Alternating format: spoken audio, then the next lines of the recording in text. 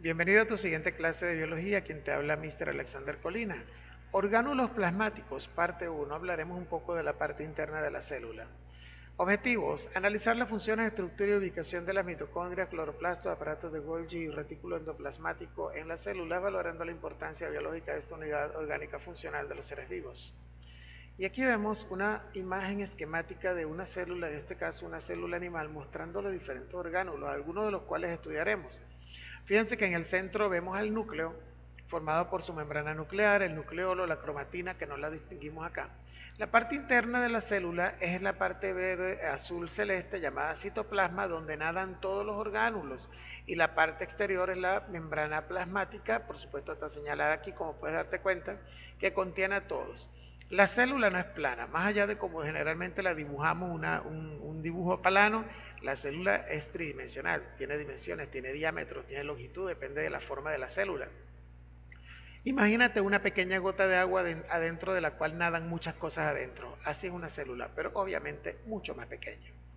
Algunos de estos orgánulos que tiene la célula y que vamos a estudiar algunos son el retículo endoplasmático, que puede ser liso y rugoso, los ribosomas, que pueden estar pegados al retículo endoplasmático o nadando en el citoplasma, los lisosomas, la mitocondria, las vacuolas, las vesículas, el aparato de Golgi, las fibras internas, los centríolos, entre otros.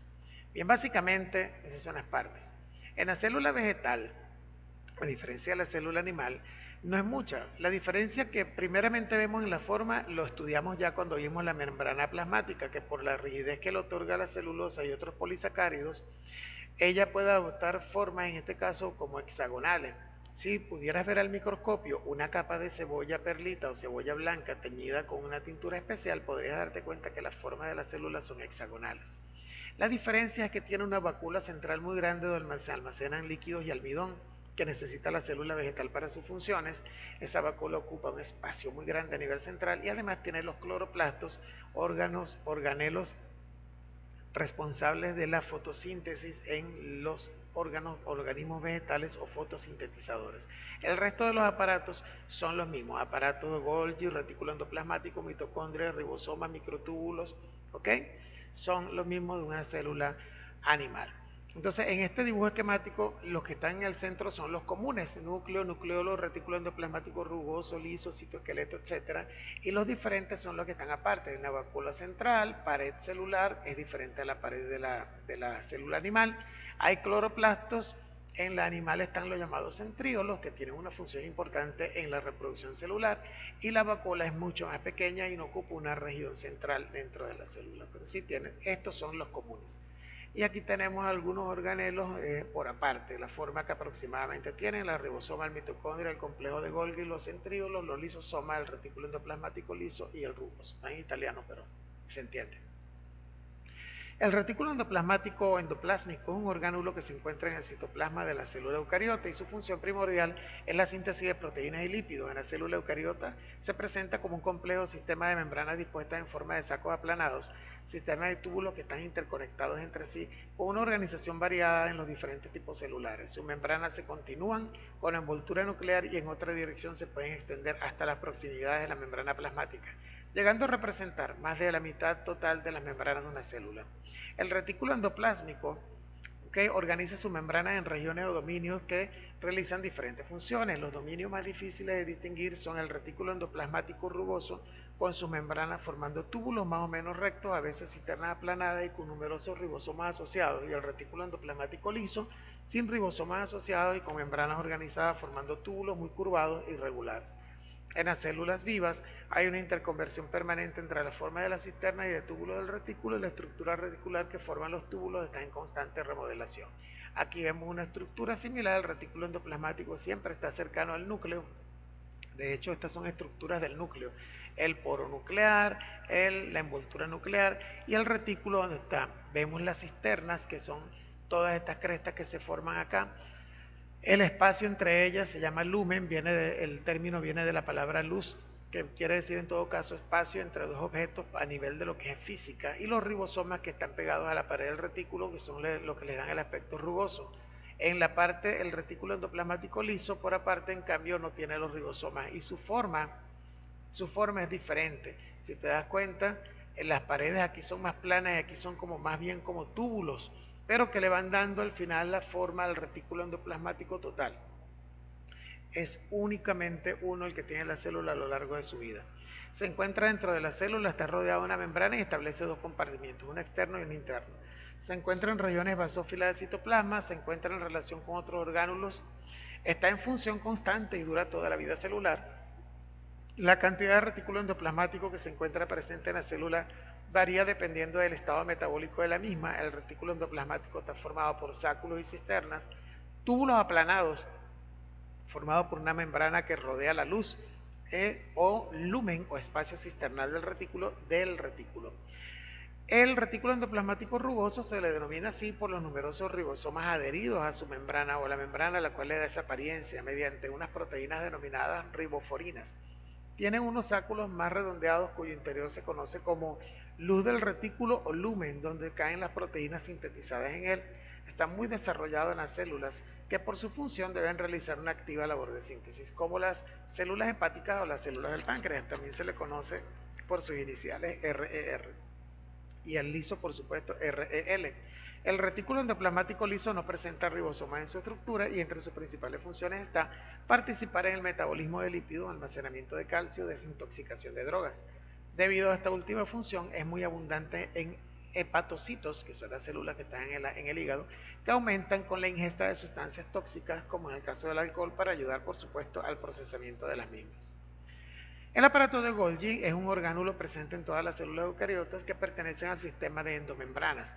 Está formado por unos 80 dictiosomas dependiendo del tipo de célula, que a su vez están compuestos de 40 o 60 sáculos, cisternas aplanados y redondeados de membranas que se encuentran apilados uno encima de otros y cuya función es completar la fabricación de algunas proteínas. De alguna forma está asociado al retículo endoplasmático, por eso tiene una forma similar. Funciona como una cara empaquetadora modificando vesículas del retículo endoplasmático rugoso. ¿Te das cuenta? Te ayuda, lo va regenerando. El material nuevo de las membranas se forma en varias cisternas del aparato de Golgi. Dentro de las funciones que posee el aparato de Golgi se encuentran la glicosilación de proteínas, que es una reacción química, la selección, destinación y glicosilación de lípidos, almacenamiento y distribución de lisosomas, al igual que los peroxisomas, que son otra parte interna de la célula y que son vesículas de secreción de sustancias, la síntesis de polisacáridos de la matriz intracelular. Fue reportado por primera vez por el científico español Santiago Ramón y Cajal en 1897 y luego descrito en gran detalle por el científico italiano Camillo Golgi, al cual debe su nombre y quien fue premio Nobel de Medicina en 1906 junto a Santiago Ramón y Cajal. Se define una cara cis y una cara trans. Estos nombres tienen que ver con unas reacciones químicas que ocurren en ellos. Pero la cara cis la asociamos a la que está más cerca del retículo endoplasmático y la cara trans a la que está más retirada del retículo endoplasmático. Voy a mostrar algo. Aquí nosotros vemos el retículo endoplasmático asociado al núcleo.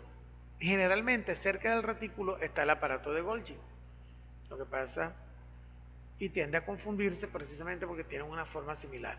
En su estructura está formada por una serie de vesículas en forma de saco llamadas cisternas. En su interior se encuentra el espacio llamado lumen y las cisternas se apilan en grupos de 5 a 10 que forman un dictiosoma. El dictiosoma es un grupo de 5 a 10 cisternas que se apilan. En las proximidades hay una gran cantidad de pequeñas vesículas que se forman en las cisternas y que dependen de ellas.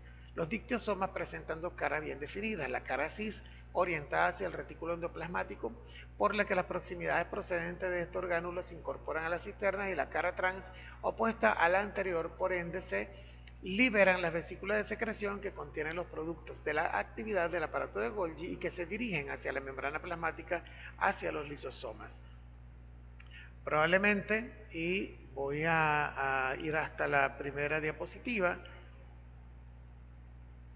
por eso vemos que el aparato de Golgi, mira, está pegado hacia el retículo endoplasmático rugoso.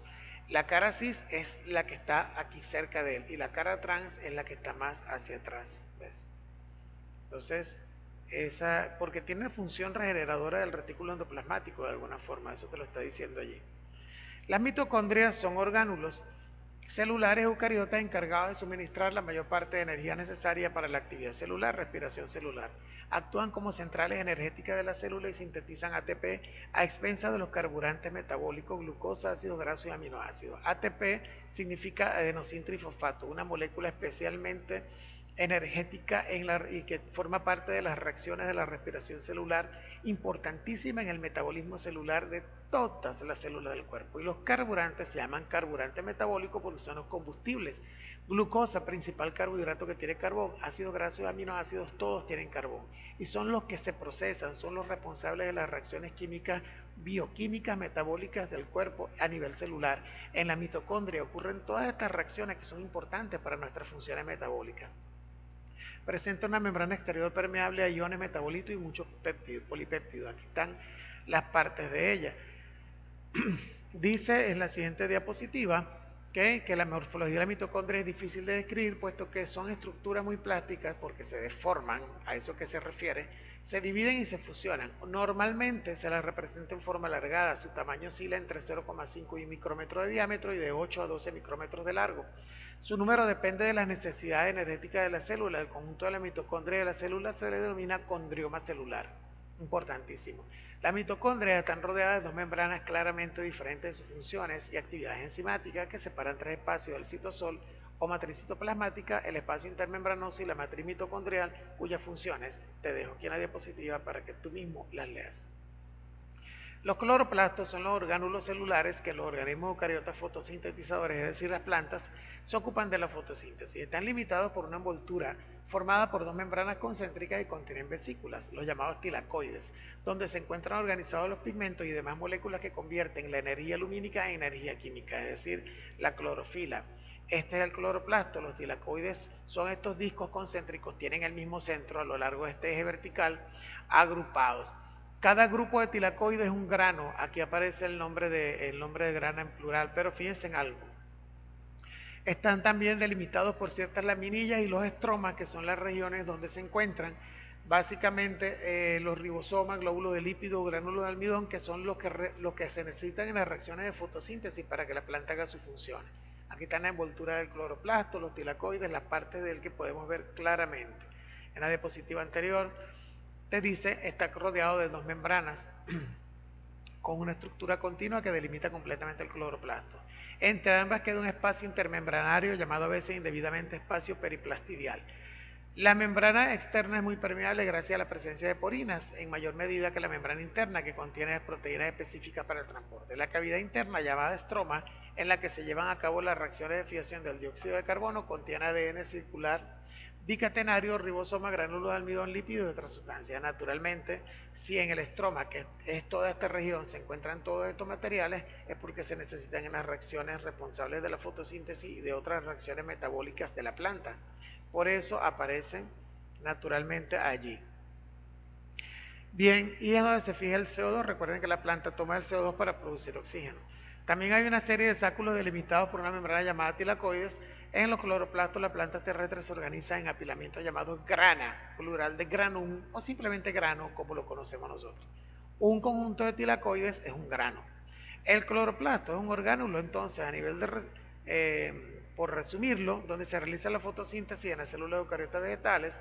El conjunto de reacciones de la fotosíntesis es realizada gracias a todo un complejo de moléculas presentes en el cloroplastos, una en particular presente en la membrana tilacoides, que es la responsable de tomar la energía del sol, llamada clorofila. Bien, por eso es verde, y es a lo que se debe el color de la planta. Esta es tu tarea para la próxima semana. Realiza las actividades de la página 167 y 169 del texto de biología y construye un modelo físico con materiales de reciclo, si lo prefieres con plastilina u otros materiales de tu preferencia, de la célula animal, donde muestres toda su estructura interna, su orgánulo, incluyendo su núcleo, y destaque su membrana plasmática. Que sea de provecho tu clase. Hasta la próxima.